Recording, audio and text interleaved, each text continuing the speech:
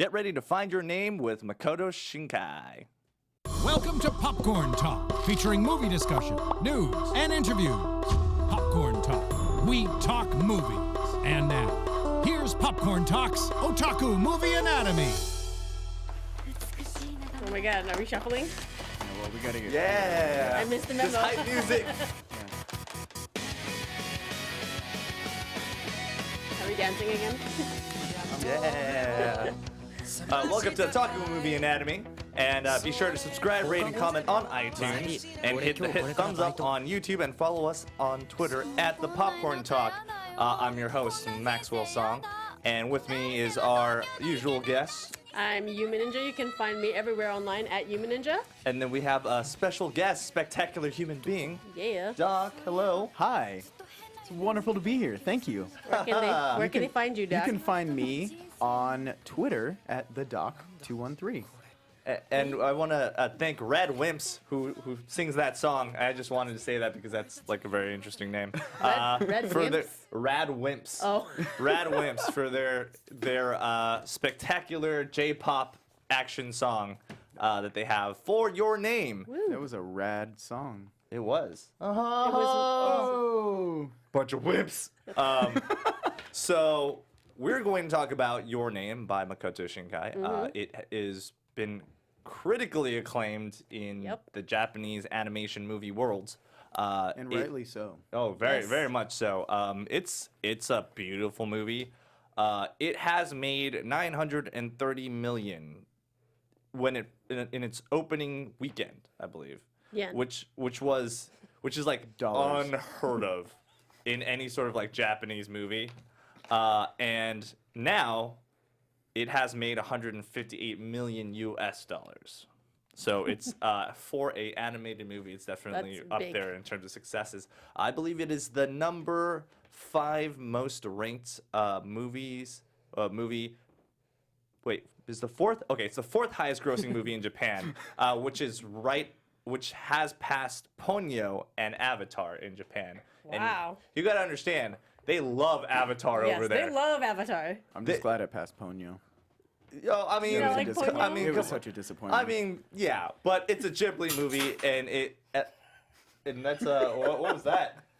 We're all falling apart here. We're gonna ignore it. Yeah, What everything was is what? breaking down. Nothing- Don't nothing look happened. past the fire that's behind us and underneath us. There's nothing here. So yeah, what'd you guys think? Of the movie? Yeah, I mean, just a general idea, like what was the feeling that you got from it? Did you know anything about this movie before I you didn't. actually watched it? When you brought it up, I was like, what the hell is that? And then actually, I remembered that I had seen like all these ads for it at AX. Mm-hmm. And then when I watched it, I was like, I was pretty broken at the minute. I cried a lot watching this movie. It really beat all my expectations considering we've had a string of really bad movies. Yes, I mean, we've just. We had some pretty rough ones. I don't know, we had Godzilla. Oh yeah, Godzilla was That was good. good. I didn't see that. Oh, that's right. Yeah, You're in there that with was us. sick. Godzilla was fantastic. But we're not talking about Godzilla, even though Doc is here again. And we welcome you. We welcome you back. I don't know why you decided to come back in. I don't know, You know. if you're a masochist or something, but we appreciate it. Well, you did promise me $2,000, so. Oh yeah. Ooh. Oh, about that. I only have that in Monopoly money, so I hope that's. All right. No, I really liked it too. I didn't know much about it. I hadn't heard about it, but you sent me the link the other day, and I watched the trailer, and I was like, oh, it's cool. It's kind of a unique take on like a traditional love story. Like this is gonna be kind of neat. And then it went in a direction that I was not expecting at all, and I thought it was amazing. So just a little factoids about this movie.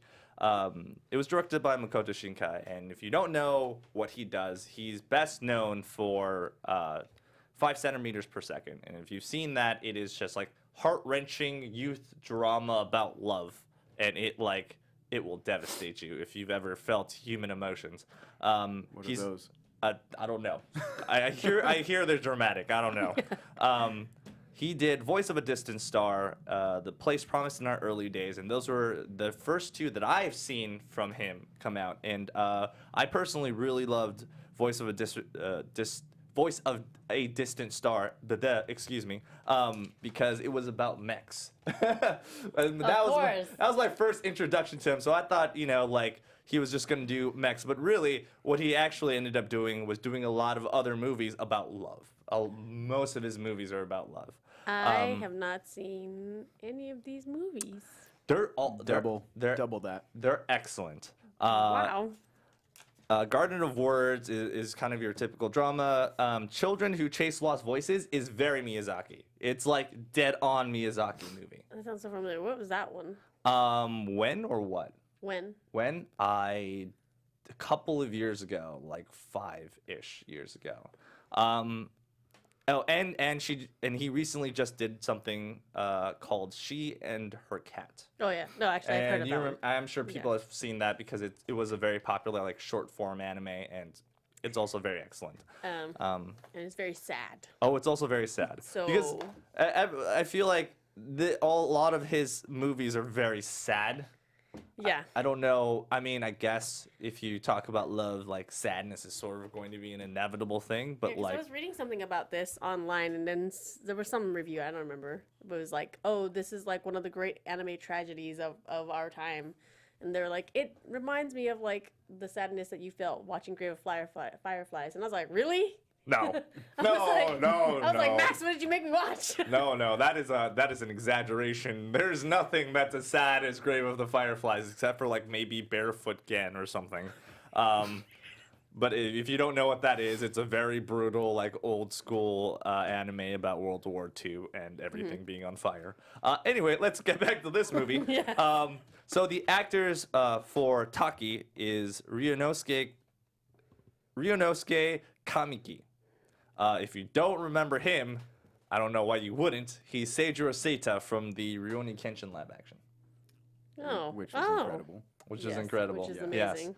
Yes. And Mitsuha is an actress by the name of Masami Nagasawa. And I have no clue what she's in. She's in a bunch of stuff. I've never seen a single one of them. Yeah, I've never seen anything with her in it. Yeah, but those are the two main characters, Taki and Mitsuha, and it's going to be very important you remember their names because it's kind of what this whole thing is about. Yes. So I don't know, like, someone start off the synopsis. Like, how does it feel to you? Like, This is really real. Yeah, there's a lot of that.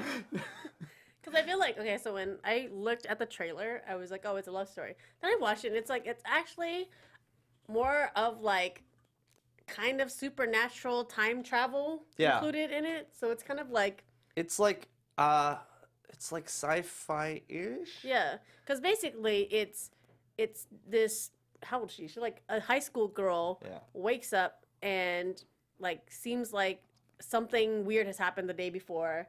And she wasn't acting like herself, and all her friends are like, "Oh, you're acting weird." And then her and this guy in Tokyo realize that they're switching bodies every other day. It seems like. I thought it was like once a week or something. It was a couple times a week. It wasn't. There wasn't necessarily like a specific schedule. It just would happen randomly, and so then they would have to like deal with basically living each other's lives for a little while.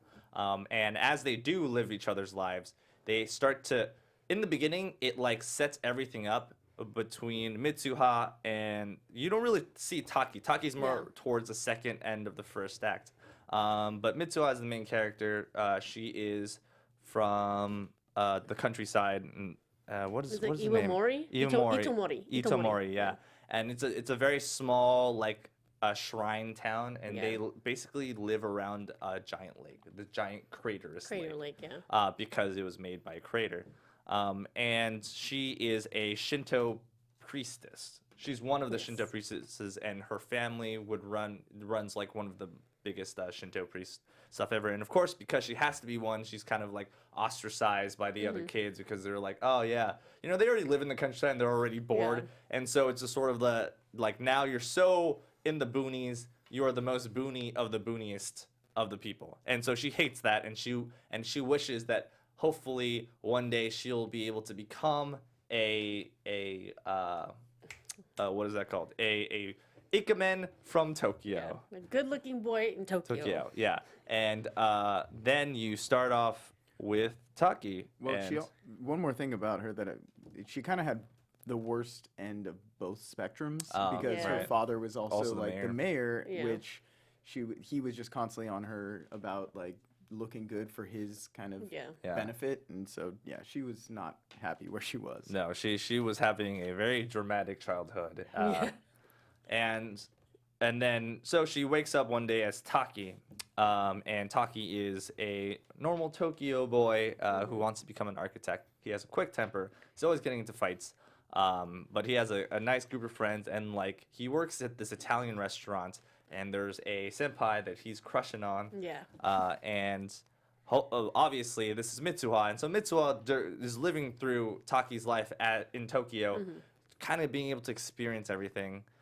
And then as they wake up, they start to see that like, oh, people are noticing that they've been acting super, super weird. Yeah. Like, they obviously change characters completely because one is a girl and one is a boy, and so those traits kind of like switch over, and they kind of affect their lives for the better because they kind of fill in a void that they both were kind of missing. Taki being like a super gruff, like quick-tempered kid, obviously, Yeah. and Mitsuha being sort of a, I guess, Social outcast. social outcast, but also very like what's the word? It's kind of a wimp. She doesn't stand up for herself very much. And so they kind of like filled in each other for that, and eventually they just kind of formed this connection through this diary that they have on their cell phones. Yeah. And that's how the first act starts. But then it like kind of changes into this sort of like sci-fi supernatural portion. Because I mean, there was like the supernatural element of them waking up in each other's body, but then like it basically shifts when you see that Taki is like trying to like get into contact with her and meet up. Yeah. And that's obviously because like, so Mitsuha sets up a date with Taki and her senpai, and she basically set up this date, but they at this point they had kind of like fallen in love with each other, and so they're like, this date just goes disastrously wrong. Yeah. And they're trying to like at that point like Taki's like, oh, I gotta meet this girl, and Mitsuha's like, oh, I gotta meet this boy, and then what happens is one day Taki is in Mitsuha's body, and they go into this shrine basically, and they kind of explain the god of this area. Yeah. The thing that they're worshiping as Shinto priests, and this god is sort of this god of the thread, god of like time, and it's kind of like this tree that was in the middle of the crater created by a meteor that appeared like hundreds and thousands of years ago. Because they don't really address like, nobody really knows. Yeah, nobody knows like what the god does, but they know that it has something to do with the destiny and time. And another thing about these Shinto priests is like their whole thing is based on braided cord. It's like the braided cord that you see in Shinto ceremonies where they kind of wrap the tree to like give prosperity to the gods and protect it from evil and stuff. And so they kind of like thrown this theme of these cords basically embrace time. Like this is you're basically braiding life into your own timeline with this, and so that's when the supernatural element kind of appears. So, and one thing that I got from the cord, like from the braided cord, and a lot of the scenes in the movie, he has the shots of the movie were very they had a lot of linear, like straight lines, like roads and the comet trails, like the train tracks and everything. They really focused a lot on straight lines that indicated movement, and I thought it was really unique that with all of those like kind of taking you somewhere, it showed that the braided straight lines like interweaving the different like moments in time and I don't know, I just thought it was really unique. No, that's a very great point, because the thing about Makoto Shinkai's movies is like he has these very meticulous environments. They're mostly, if there was a way to describe it, they're basically photoreal illustrations of those places, as much as you can do with like any sort of animation. And he has done this basically throughout most of his movies. That is his particular style. And the way that he uses light is also very much in sort of that dramatic, like J.J. Abrams type of way. He has a lot of like lens flares, a lot of like very harsh reflections. There's a huge contrast. Yeah. Something is always glowing. Yeah. You know. But as you're saying, like his visual language is superb. Yeah. So anytime you'll see it, that there is a lot of like they'll show like these train lines, and these train lines will always intersect, or any of these roads, they all always intersect, and you always see that. You always see the intersections of these straight lines. Because I feel like it's a lot of symbolism. Like there's a lot of straight lines, but like everything like the chord is interweaving, and I feel like it was symbolism, as in like it was in reference to the paths crossing between these two kids. Yeah. And how like they're switching but coming back together, and how like each of them are changing each other's lives, and ultimately like Taki changing Mitsuha's. Yeah. It was even in the movie poster, the two comet trails. Yeah, that were, the trails. Yeah, coming like, together. crossing past each other. I thought that was really cool. And even the fact that like when the comets like split apart, it's sort of like, hey, these are the divergent paths. And so this is kind of spoiler territory. So we're gonna start talking about the actual the other acts. Spoiler alert. Spoiler alert. I would say even if we do spoil the story for you, you should still watch it. Yeah. Yes. But also, I feel like this is definitely one of those movies that you should watch for yourself. I believe that Funimation did license this, so we should be seeing a movie version of this relatively soon. Don't ask us how the hell we saw it, because we don't know. It was through legal means. Yes, very, very super legal means. Do not look at us directly in the eye, please. Okay, so at that point, they're trying to contact each other. Things aren't working. And after this one day, after the date, Taki and Mitsuha don't switch anymore. They're not able to switch at all. And so, obviously, because this is one of those situations where it's anime and the story wouldn't progress, but also if you were in Taki's situation, you'd be like, hey, what's going on? Yeah, like, what happened? You want to know at that point, Yeah. even if it is just sort of this weird freak accident. And you kind of see that from Mitsuha's perspective, you see from Taki's perspective as he's trying to go and try to find Mitsuha because nothing is working. Email doesn't work, the phones don't work, and you're like, oh, why is that not working? Because actually, that was the first question that I had is like, why don't you just call each other? Yeah. But then that's actually they thought about that, which I thought was crazy. I thought it was really well put together, because I mean, it's like little moments where like after this disastrous date with his senpai, he's kind of like reading the journal that like she's left for him. He's like, oh, I'm really excited about seeing the comets tonight and whatever. And he's kind of like, like that's weird. Like, it seems like he's like, what comets?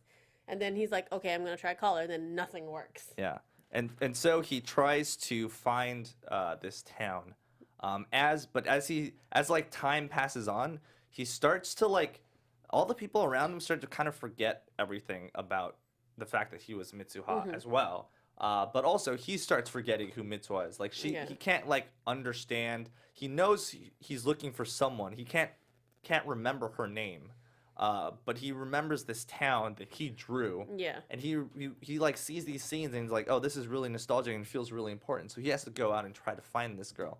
And in the beginning, obviously, his senpai comes over and another one of his friends come and like try to find this place with him. And the whole thing is like they're just messing with them at this point. They're just like, oh yeah, you're probably getting catfished, by like it's true. Yeah, by some like 40-year-old man or whatever. And he's like, no, this is like super important. Like he can't remember exactly what happens when they switch too. That's another thing that they kind of established in the first act, that it's like every time they wake up, the reason that they're like, oh, this was a dream is because to them all of those memories feel like a dream. The only evidence that they've ever had was the journal entries that they've been writing in each other's phones and like the drawings and stuff. Yeah, and then like they're writing each other's like names on their hands, like in the first shot where basically Taki in Mitsuha's body writes like, who are you? Who are you? Yeah. And then they start writing their names and questions on themselves, and then eventually into journals and books. Yeah. But when he goes on this journey, he's kind of just looking for this place, and it's just, I think the scenery is really good because it's kind of up and down like the Japanese countryside. Yeah. And then they end up running into like the old man who's like, oh yeah, this is like a drawing of what is it called? Itomori. Itomori, yeah.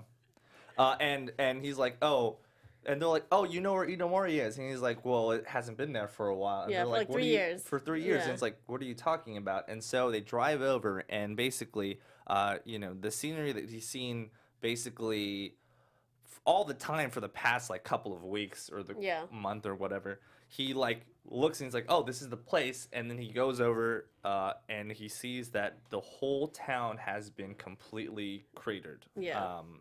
And then that's when you switch to kind of like Mitsuha's version, as you see Taki researching what happened to this town, and Mitsuha, you realize that she's at this festival, and you know she went to go try to find Taki and she couldn't find him or something, and you just see her being very bummed. Like, you don't know why she's kind of bummed, but she cuts her hair, and you know then she goes through to see this comet, because that's a hype thing to do that day. They hadn't seen, there wasn't a comet in like hundreds of years. So and so cool. basically what you get the gist of is, you like, at first they only show you, I think it was very smart in the way they did it, they only show you bits of information, and you kind of have to build it out on yourself. What you see is Mitsuha seeing this comet, seeing it split, and then you know that is the point where everybody dies in the town. And then they go back and show you that she had gone to Tokyo and met with and saw Taki, and kind of they reference it in the beginning where she kind of says, my name is Mitsuha, you know, and he doesn't recognize her and she doesn't understand why. Right. And then that's when, so after that, Taki basically goes back and he tries to find the same shrine that he went to when he was Mitsuha. And he goes over, he finds the shrine, and he like drinks this thing. Her spit.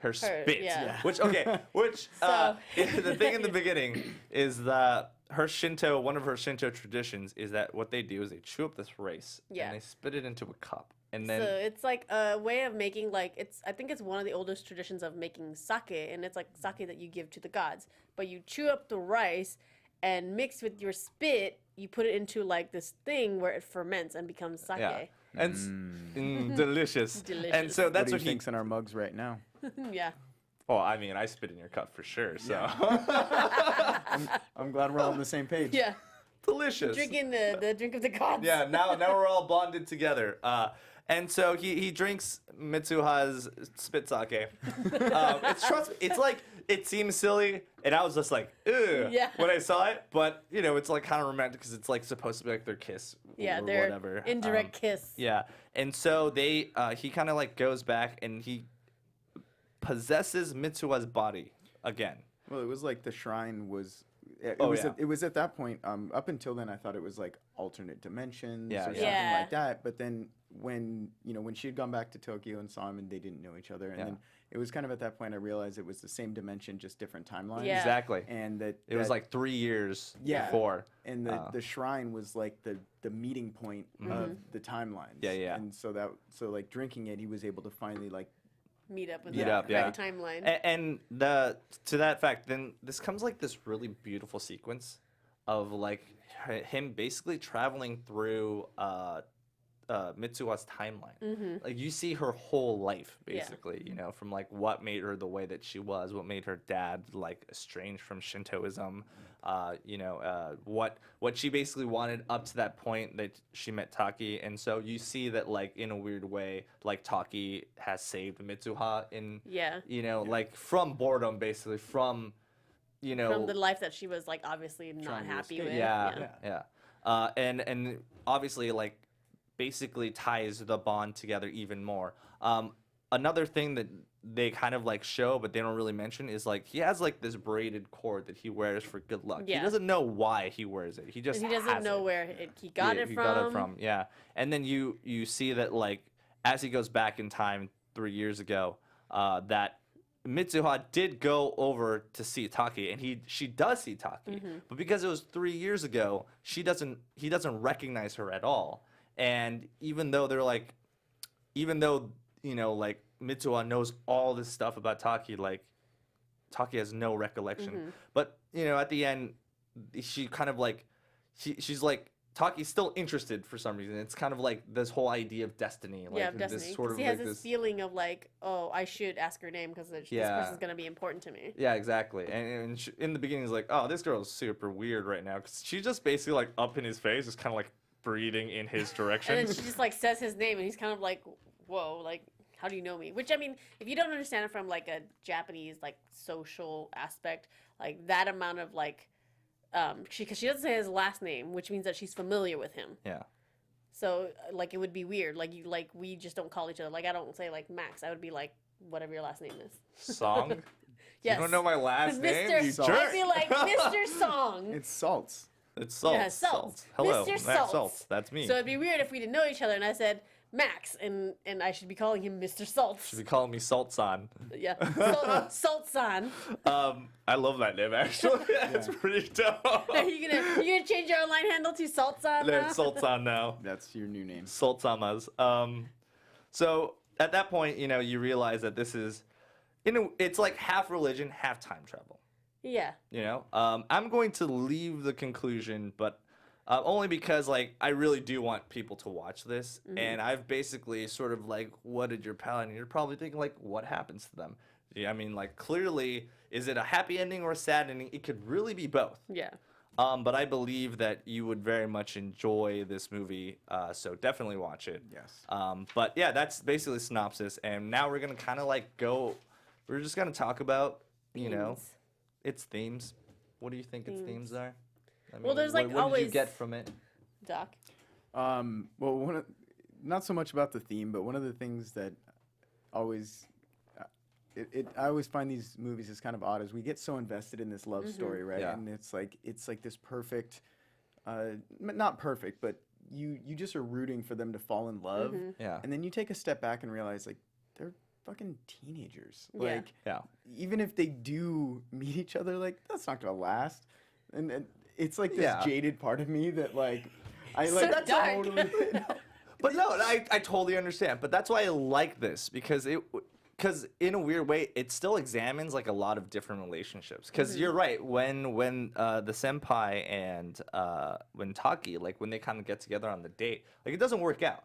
Yeah. She even Mitsuo recognizes that she's like, dude, you're.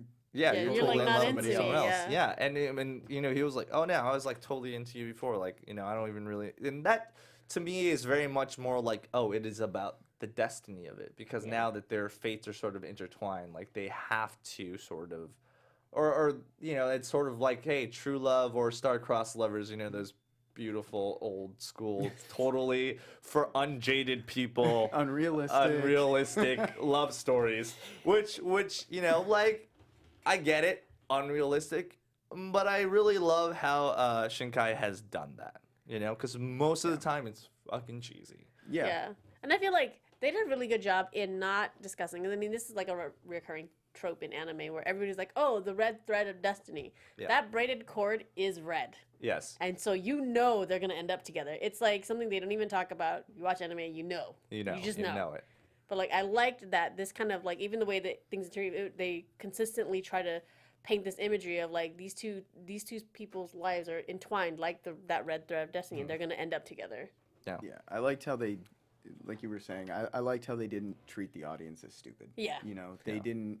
So much of anime is just over-explaining the situation. Wait, Exposition you don't remember what after happened in all. last episode? Exposition. Yeah.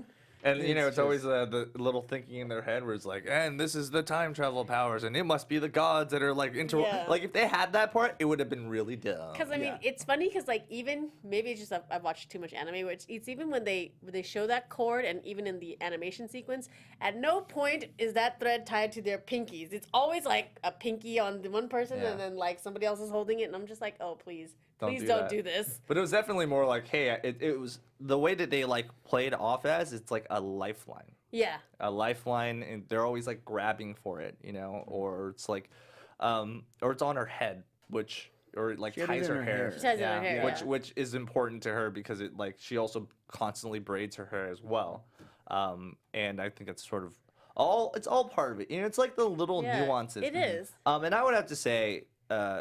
Seeing how you guys don't know a lot about Shinkai films, so I'm just gonna do Yeah. a really quick rundown. Learn so, us a little. So most Shinkai films have that same sort of color palette where it's very neon. Everything is okay. kind of really glowy bright, and you can tell that, and it gives it that super photoreal look. If you you see that very crazy contrast. Yeah. Things that are hit by light are always super bright. Yeah. And you can tell that from sort of his most famous one where he really started doing that was the 5 centimeters per second, which is supposed to be the way that they explain it is that is the rate at which sakura fall from the tree. It's very dramatic.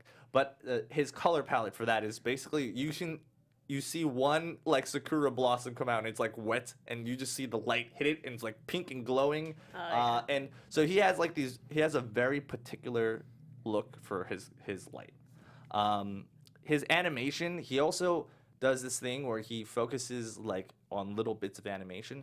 And if you guys I don't know if you guys know this, but because I'm like crazy, that the way that they like did the kanji animation is like you can see the meticulous amount of like actual animation when she's writing the kanji, because like usually it would be like this, you know, and that's normal, and that's normal animation, but it's like those little nuances of like things that people don't necessarily notice, but like if you delve deep, you will.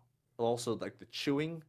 The spitting. The chewing and spitting I thought was really good animation. Yeah. I will mention, however, I do like that he put both of them in the main character seat in the classroom. Yes. Second row from the back, right by the window. Yeah. Just enough foreground, but just enough background to where he's like contrasted. So, if you don't know, that's the main character seat. That is as a plus camera position, composition position.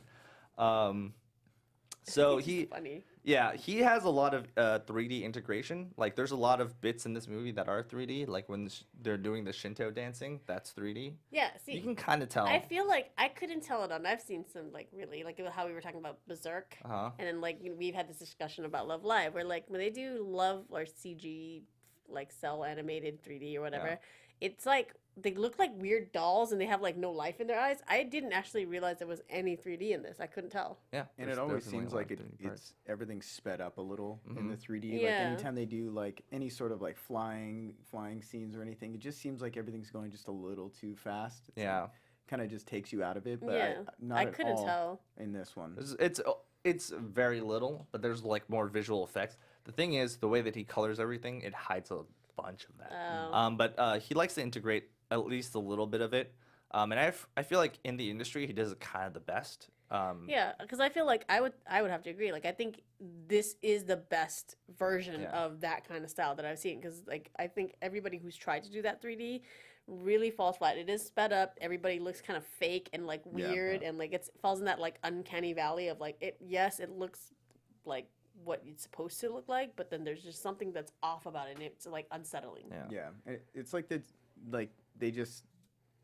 It's not as detailed either. Like you go from this gorgeous world that was like painted with watercolors and just very like vibrant and whatnot, and then you just go to this super sped up, very like floaty. Yeah, it's like a marshmallow human. Like, it goes to like beautiful painting to clip art. Like, it's like so weird. And luckily, most of his movies, I would have to say his first movie, which is Voices of a Distant Star, which is what like I said about mechs. It has heavy 3D in that, and the mechs are like, The 3D back in the day wasn't that super great anyway. Yeah. But I mean, it's still one of the best, I would have to say. But speaking of that particular movie, because that was the first movie that I saw, he has this kind of theme of lost love, like every lost love and time. I would have to say he's less fantasy and more sci-fi. There's always a sci-fi element to it, like time travel or like Voice of a Distant Star. It was basically about her trying to send messages and the amount of time that it actually takes when you're in space, like when you're light years away, and how long. So she's writing these messages so that he can get them 20 years later. Yeah. So it's like it's stuff That's like a crazy that. concept. That is the way that he does it is like it's like mind blowing, and it's just. To be fair, I'm just gonna say this: it's kind of stolen from Star Trek. Sure. I mean, I guess. Because I mean, to be fair, like scientifically speaking, that's how it would be. I mean, it's how we get pictures back from like Jupiter and stuff like that. It takes much longer, so it's like it's something that I wouldn't have thought of immediately watching this movie. But when they did it, and I was like, oh shit, that's right. Mm-hmm.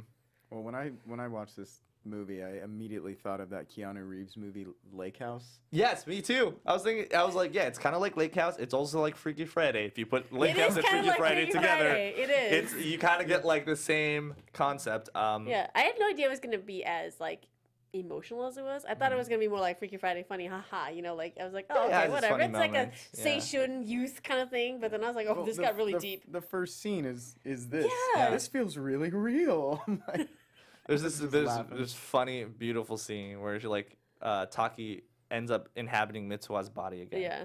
And like so his thing is like every time he like becomes her, he like kind of grabs her boobs because adolescence. Yeah. Let's be honest, we would all do it. yeah, I would do it I would now. absolutely do it. I think it's funny because they only addressed like so Mitsuha when she becomes Taki, she only does it once. She's Yeah. kind of like, oh my god, and she touches her thing, her donger, and she's just like, whoa, it's really there. Yeah. But like every single time Taki wakes up in her body, he's just like, and then like the little sister comes in and just like, you're holding your boobs again. Yeah. What is this?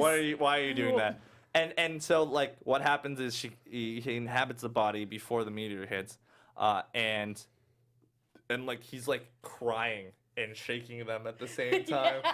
So it's like the funniest scene. It's so good. It seems like super inappropriate, but it's just like that build up, that payoff for like just putting those little nuances Yeah. and then making it like this really funny like Because he does it more than once. Because there's a point where he's like talking to the family member. He's just kind of like sitting there like juggling the yeah, boobs. it's great. It's such a good pretty real. punchline. Like Yeah. it's a pretty real reaction. Yeah. Like Because if you were, because I mean, I feel it would they're like happen. what, 15, kind of like Yeah, they're like they're first or second years. No, well, they're 16, I think. Because when we go, it's like 5 years in the future, and they've graduated already. Yeah, so. he graduated and was looking for a job. Job, yeah, and that's so.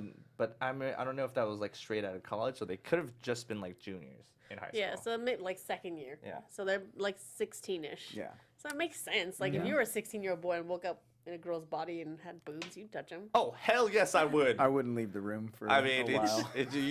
you would be like, what is this like? Yeah, I feel like. Why do you keep What- destroying that everything? time that was Sorry, you. that Oh was my me. God. That time that was Max. I No, didn't it do was me. anything. just be Max. Ignore the smoke. Ignore the smoke.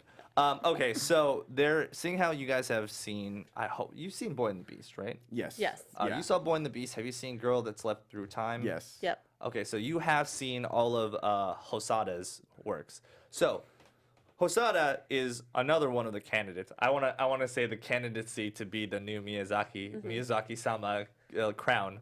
So it's Anime was a mistake. Yeah, anime was a mistake. He never said that, by the way. Hosada. So it's Hosada versus Shinkai. Now that I know you guys haven't seen a lot of the Shinkai movies, but you've seen this one. And so with this kind of like most recent ones, what would you say is the crown runner? Like who seems Okay. more like Miyazaki? So now? to me, just personally, I feel like Makoto Shinkai should be the front runner just because his storytelling is not riddled with the tropes and failings that Mamoru Hosada's does. Because I mean, I've seen Hosada stuff and I'm like, okay, yeah, it's like pretty, but there's just, it falls so heavily on these like anime tropes that I think weakens it. Yeah, I would say visually and plot wise, I would say Hosada is more in line. But as far as the storytelling goes and how much you can get, I don't know, like there's something about Miyazaki stories that you just get so enveloped in them, and it doesn't matter how unrealistic the world is, you connect with characters really well. Yeah. And I felt like I connected more with these characters than I have with Hosada's with Boy and the Beast, and I'm trying to. Wolf's Children? Is that the one where they're like in the digital world? Oh, Summer Wars. Yes, Wars. Summer Wars. Yeah. I loved the movie. The concept was amazing, but the The characterization. characters, yeah. it Because just- I feel like when we watch like Wolf Children and then like Summer Wars and like a couple other ones, and even Boy the Beast, I feel like the drawing is there. Like it's obvious he's referencing it, you know, and like, but I don't feel an emotional connection. And like with this movie, like I felt very connected to the characters and I cried. And like every single time, like even when we were watching Wolf Children, I was like, and like we talked about it with Michelle, and she's like, "Oh, I cried," and I was like, "I felt nothing. I felt like she was an irresponsible mother, and she just let her children run away." I was like, I just didn't, I couldn't connect to it. I would say true. my favorite of his would be Boy and the Beast. I thought I'd connected the most with that. But still, like this being my only one that I've seen, and I forget his Shinkai, yeah. Shinkai. My only one that I've seen of his, and I felt a deeper connection there, and I liked the way the story was told. Yeah, I feel like his uniqueness is more prominent. I have to agree, and I feel like if you're gonna break down Miyazaki movies, there's like very specific things about Miyazaki movies. One, They're good. They're visuals. Well, Yeah, yes. they're good. Okay. By the way, the 4 movies broke that it down. have like basically made the most money, like box office of all time, is all Ghibli. They're all Ghibli movies. It's Castle. It's Howl. Howl. Mononoke, Spirited. Those are the 4. Yeah. And so like clearly, when Shinkai was compared to Miyazaki, he said that it was a overestimation of his skill, and you're kind of like, you see it because he's not quite there yet. But the thing about Miyazaki movies is it has the visualization. It kind of has like a very distinct style. But also just like the level of artistry that's in the backgrounds, I feel like is super important. And I feel like Hosada doesn't quite have that yet. Yeah, I feel like he's kind of like, you know, when you look at somebody who's like an apprenticeship, like it seems like a copy of the master, but it's kind of a weaker version of it. That's how I see Hosada. Like Boy and the Beast, I feel like, okay, if we're only comparing Boy and the Beast and this movie, because you know those 2 movies are their most recent movies, right? So this is basically after, you know, experimenting with their craft, they kind of like have gotten to this point. And Boy and the Beast is definitely more along the fantasy element of Miyazaki, the things that made Miyazaki films like kind of Miyazaki films. You know, Spirited Away will always be his number 1, you know, because of the idea of that it is fantasy. All of his fantasy movies do a little bit better than, you know, Kiki's Delivery Service or, you know, A Poppy Hill, because those are still very much grounded in reality as opposed to it being like this fantastical element. And I feel like Hosada definitely has that going for him. Because if you're looking at fantasy stuff, you're like, oh yeah, I like that world quite a bit. But unfortunately, the way that it's integrated into it, as the way that the story is revealed, I feel like it was very chunky. Yeah. You know, comparatively. And this movie was it was silk. Yeah. It was silken. Oh, you know, This movie was like almost 2 hours. Right? Yeah. No, this movie is actually an hour and 45 minutes, Yeah. which is like, I think 15 minutes less than Boy and the Beast, so there was a little bit more. Yeah, because I felt like And this there was movie. a substantial credit reel on that one. On this movie. Yes. It was large and in charge. Yeah, I checked the time of the movie, and I'm like, oh wow, there's still a lot left. Like, where are they going to go with this? And It's then all the credits credits, started yeah. rolling. I was like, Because I feel oh. like this movie, like the pacing was really good. Even when they cut from like the reveal to like the different timelines, I felt like the transition of it built you up, and it had set you up with all these small little details that it paid off. And I feel like Hosada it doesn't do that. It pivots, and you're just kind of like, oh, I guess this is happening now. It's like Hosada, I feel like, is very much like if you got his Miyazaki's most famous movies and then you watered it down. Like, that's what it feels like. I would say Shinkai, like, he does the things that make Miyazaki movies like really great. Like, he has really good food animation. He has little details of animation, you know, like whenever you see something scurrying, it's never half-assed. Like all the animation, even though we would never necessarily register it, it is all there. And I feel like in a weird way, like Shinkai does something that Miyazaki doesn't, which is kind of bring modernism into his works, which I don't think that it's necessary for him to do. But there's something about like Shinkai's movies that are just like, you look at it and you're just like visually stunned. Yeah. Like stunned every time. And it kind of, that's, Miyazaki movies kind of felt like that. Unfortunately, it's gotten a little bit less because it's like, you know, his style is very like chunky, but Shinkai's is very much meticulous. It is basically like a lot of science, like for him. But anyway, so I guess the winner is Shinkai. Right now, he's basically the forerunner. Obviously, his box office success is also a very much indicator of the fact that, you know, he's going to be like, give him like more money and give him a little in like 2 years, and he will come out with something that is just as good as a Miyazaki movie, if not better. But that I think that's kind of, honestly, I think that's kind of unfair to a lot of people. Like, that kind of expectation put on somebody, not only does it like stifle their creativity, I feel. I mean, it can give them encouragement to get better and everything, but I feel like when you put this you put a box around them, and not only does it like hinder them, But I feel it also, like, once you start saying, oh, he's on his way to be the next Miyazaki, you're also setting up the audience for failure. Yeah. Because so much of Miyazaki is nostalgic, and so much of those feelings that you get. Granted, the movies are great, and I still watch them, and I can show them to new people for the first time, and they really enjoy them. But when I watch them, I have like a sense of nostalgia, and that's kind of like what we were talking about earlier. Like, I got into anime in a very unique way with Dragon Ball Z and Miyazaki movies before I even knew what anime was. So those kind of feelings were like really strong for me. But when you put that on somebody, you're forcing the audience to like look at these movies through a certain filter. Yeah, Sure. because it sets this expectation of Shinkai like as if he is going to be Yeah. Miyazaki. But I think Shinkai works, and I think why I think he's the forerunner of like to inherit that name is that because he's similar but very different and distinct in his own way. Yeah.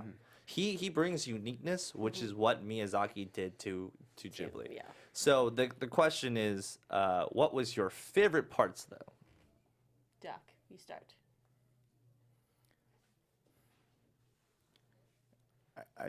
I'm a big Spielberg fan, so I take notice of skies a Sure. lot. Yeah. And as you had said, the lighting is very unique, and he puts a very big emphasis on what he feels is important in that scene. Yeah. And Purples and pinks. yeah, and the art just in general for me was probably my favorite thing. It was very easy to get lost in it, but the sky scene, like any scene that focused on the skies, whether it had the meteor trail or not, like it was really prominent, and I was really impressed.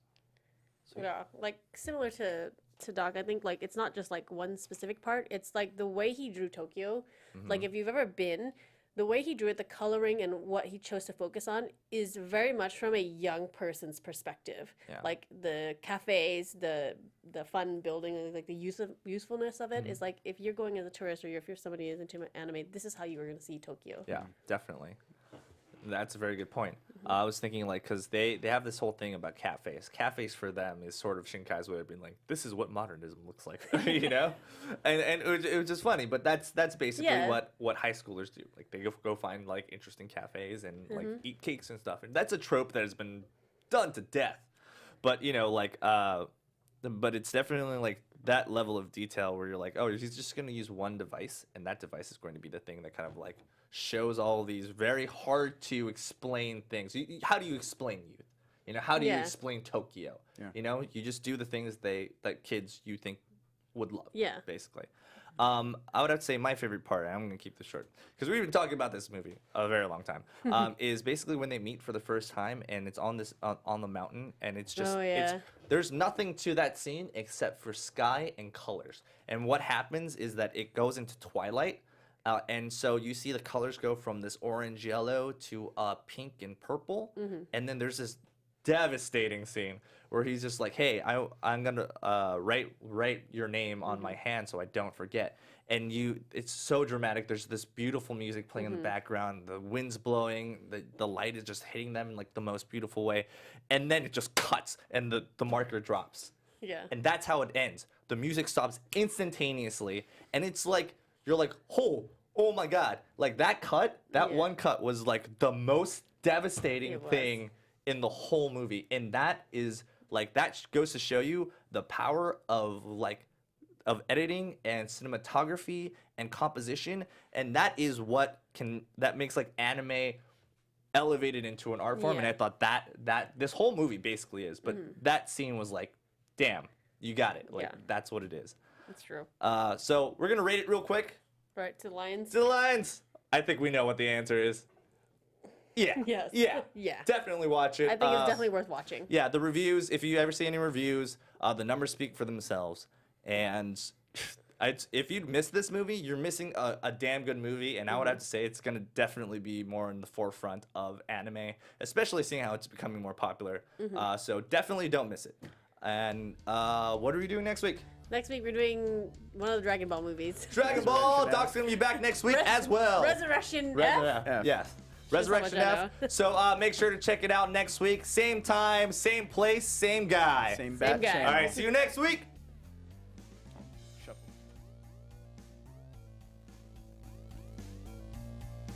From producers Maria Menounos, Kevin Undergaro, Phil Svitek, and the entire Popcorn Talk Network, we would like to thank you for tuning in. For questions or comments, be sure to visit popcorntalk.com. I'm Sir Richard Wentworth, and this has been a presentation of the Popcorn Talk Network. The views expressed herein are those of the hosts only and do not necessarily reflect the views of the Popcorn Talk Network or its owners or principals.